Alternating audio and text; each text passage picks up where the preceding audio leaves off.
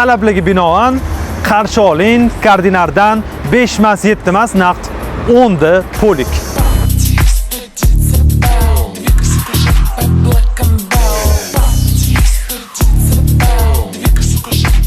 Ko'rinishidan olib qo'yishga noqulay deb o'ylayapsizlarmi? Umuman unaqa emas.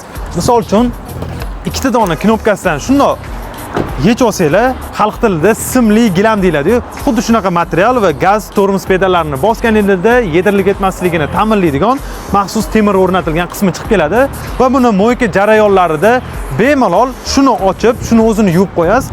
Ichkaridagi kojinli materialli qismini bo'lsa shunchaki lattada artib qo'ysanglar kifoya. Buni yomg'irli, qorli sezonlarda bir oyda bir marta yechib yuvib qo'ysanglar yetadi. O'rtoqlaringiz bo'lishi mumkin, sigaretni kuli to'kiladi yoki nimadir to'kib yuborilsa, gilamni to'liq hamma joylari o'zi guvohi bo'lganinglarda sidenani yonlarigacha qoplab turadi. Shunaqa ekan, gilamga hech qanaqa shikast yetmasligiga maksimum sabab bo'ladi.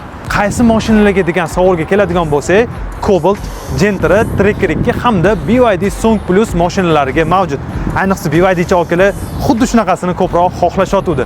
Narxini bilish uchun kommentariyada mashinani modeli va plyus belgisini qoldirsanglar, sizlarga narxini tashib beramiz. Eski poliklarni mana shunaqa 10 ta polikka almashtirish vaqti keldi.